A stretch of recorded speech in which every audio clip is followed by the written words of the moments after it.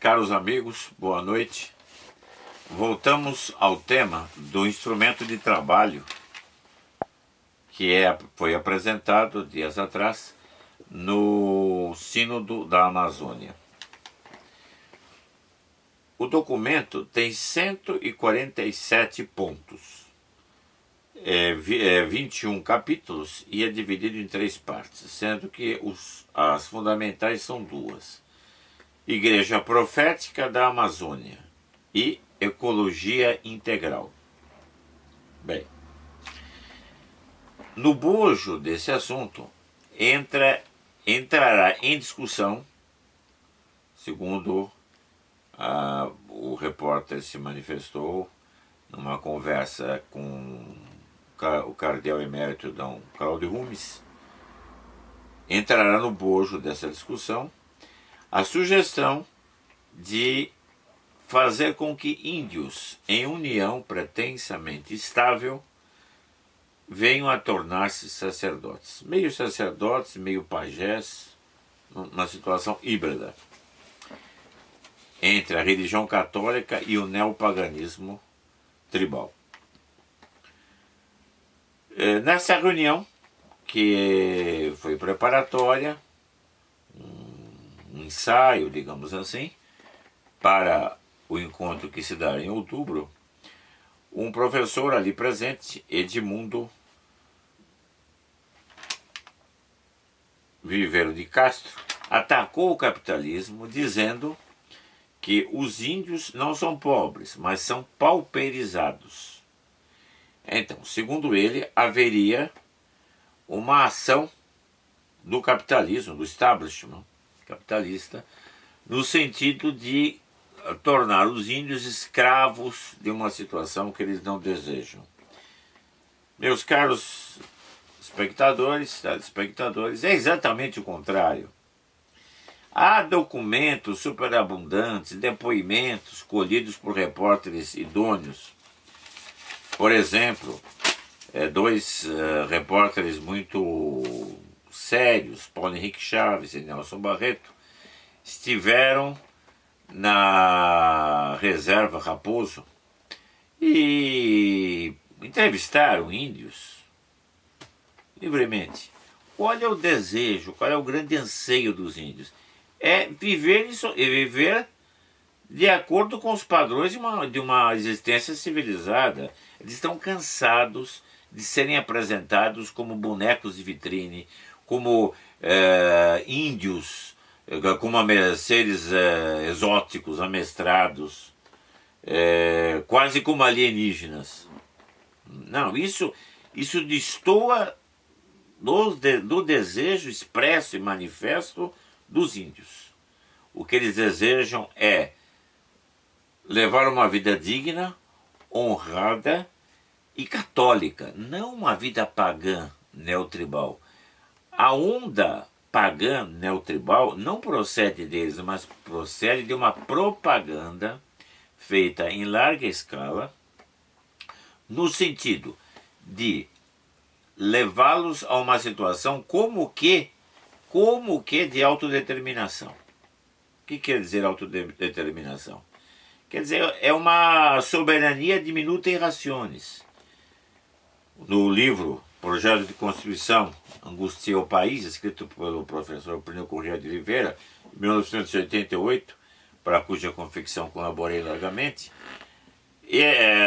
esse ponto é tratado longamente, tratado em profundidade.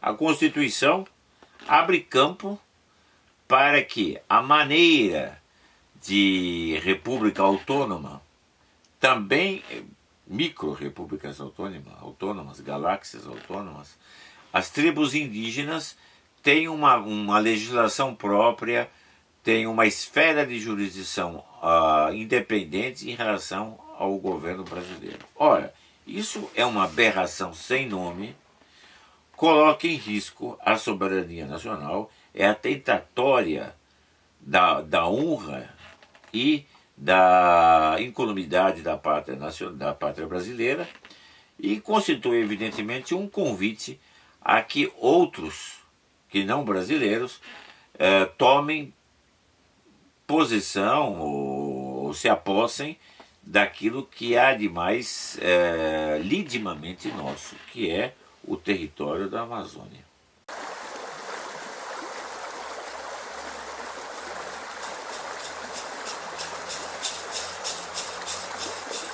Aqui dentro, o próprio Ministério Público disse na minha cara, na cara dos meus irmãos, o índio tem que ficar liso, tem que ficar pobre.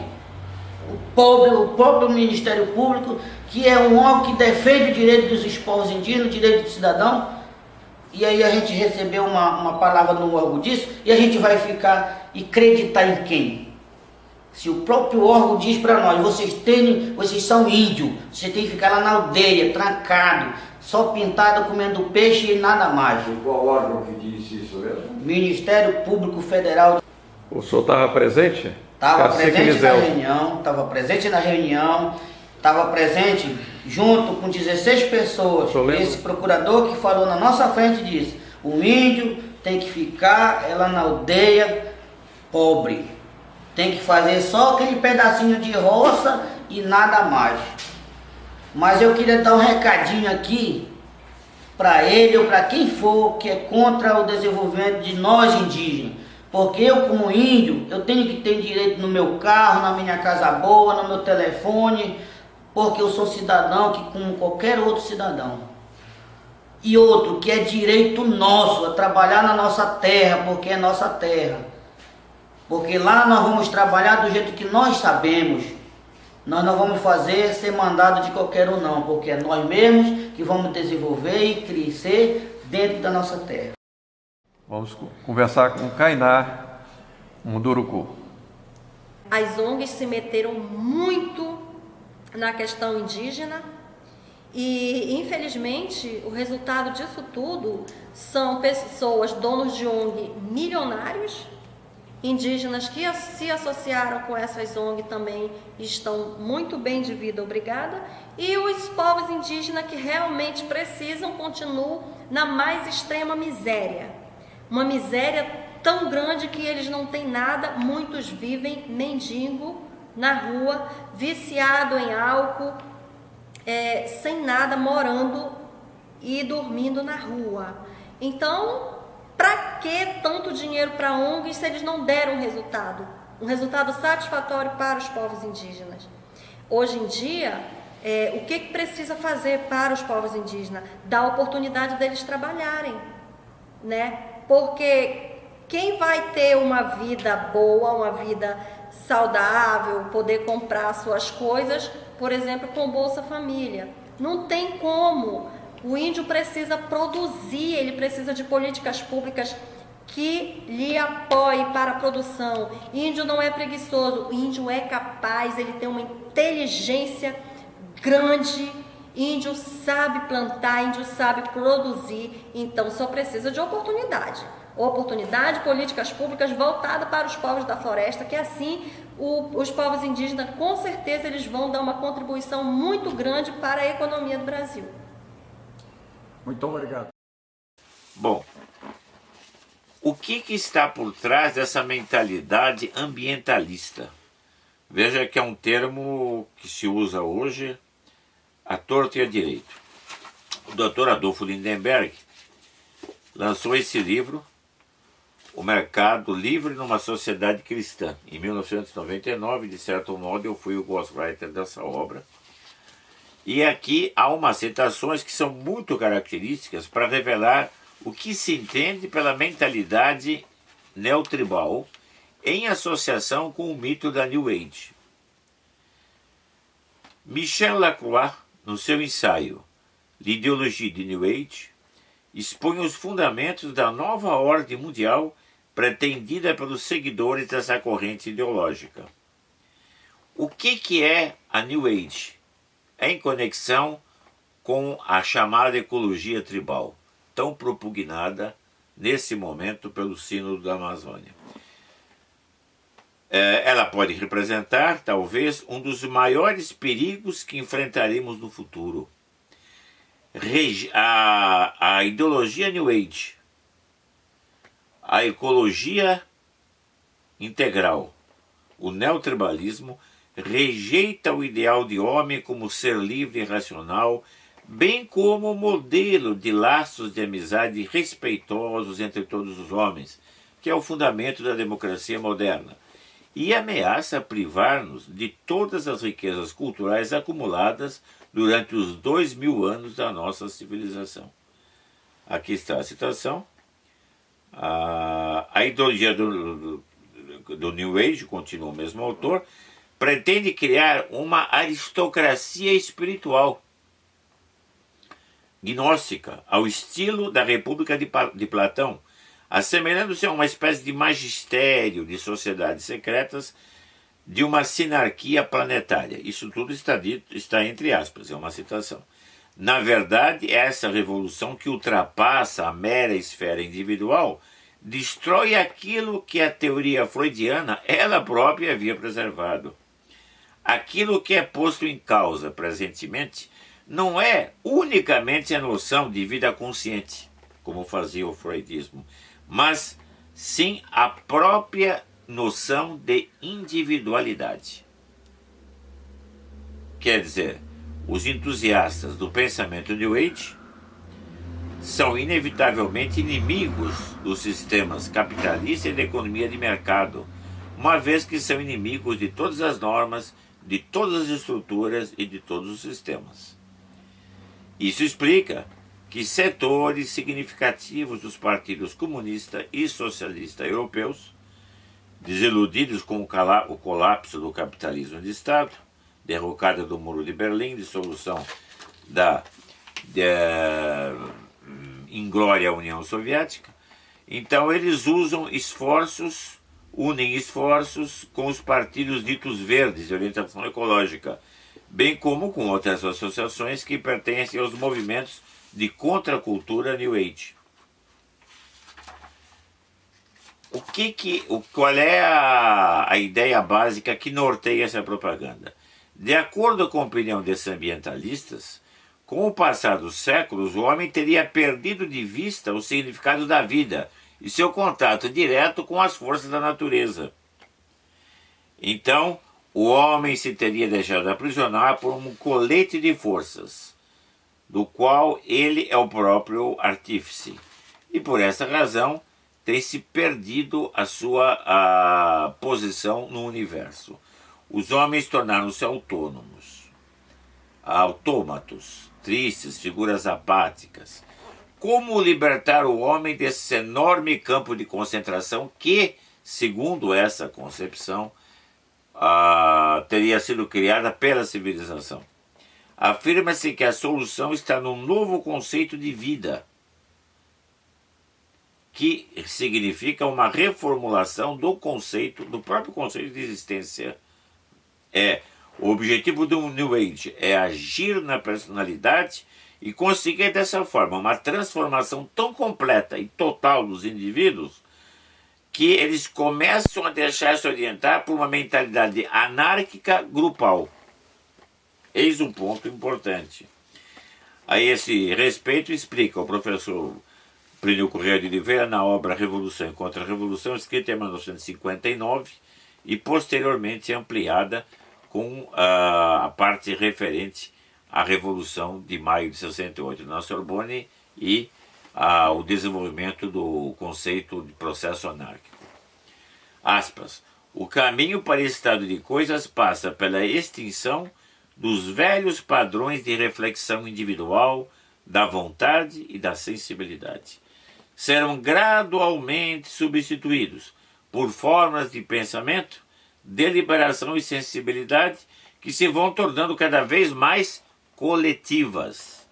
Assim, torna-se necessário, principalmente nesse campo, a realização de uma transformação do quê?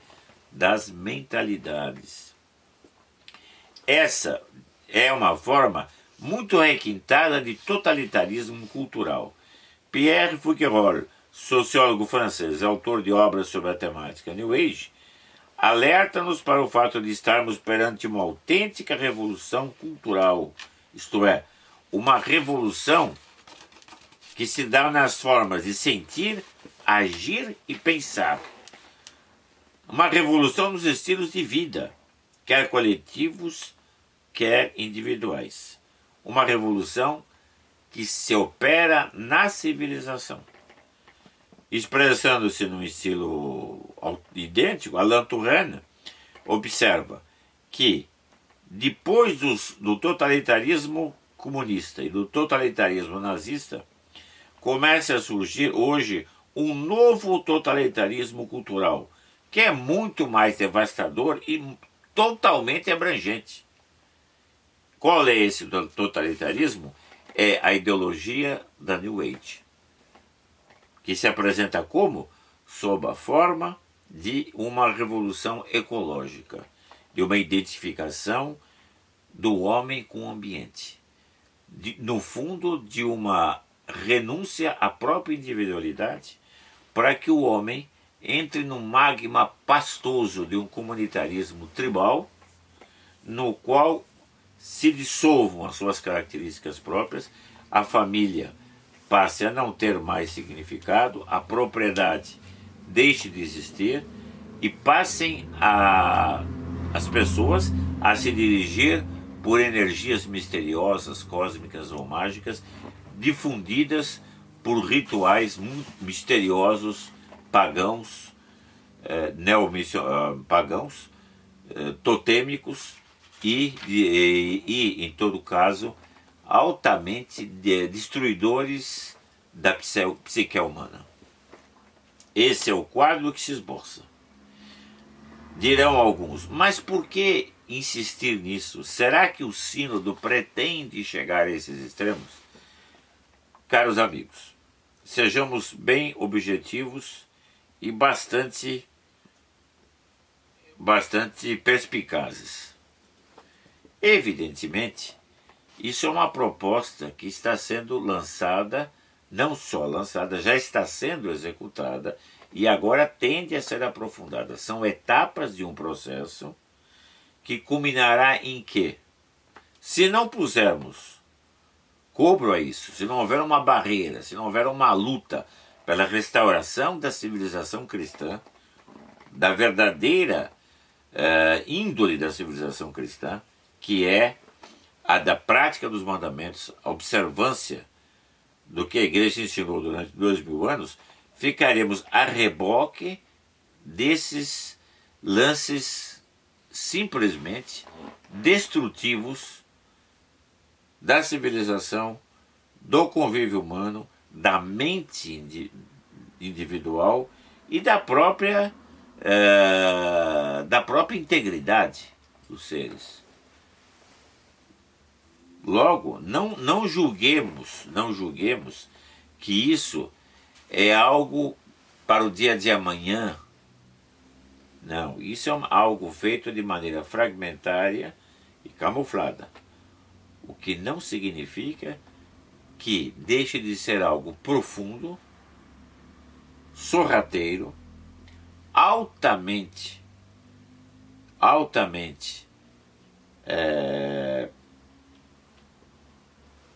destruidor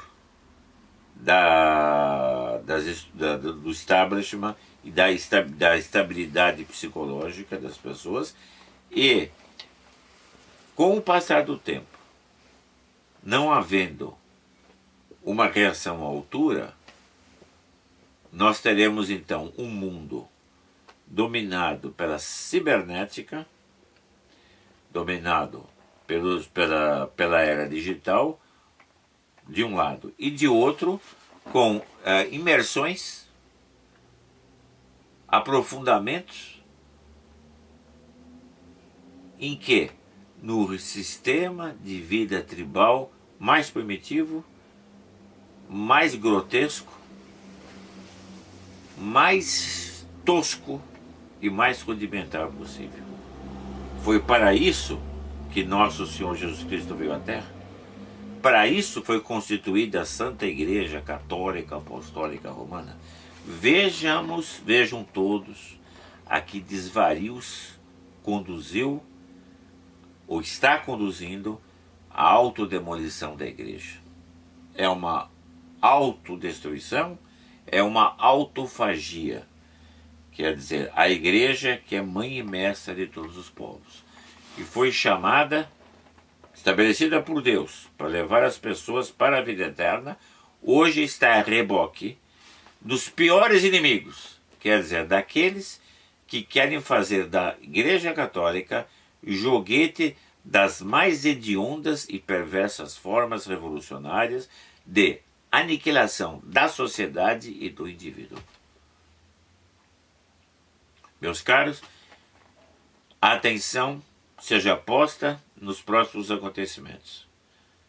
Importante é que todos acompanhem o desdobrar desses lances e dessas manobras insidiosas que nada mais são do que ardis torpes, esforços vis para que nós, católicos, passemos a ter uma outra religião, percamos a identidade conosco mesmo e sirvamos não ao Deus da verdade, mas àquele que São Paulo dizia que não é o verdadeiro Deus. Os ídolos que os pagãos cultuam, sempre a igreja ensinou, são demônios.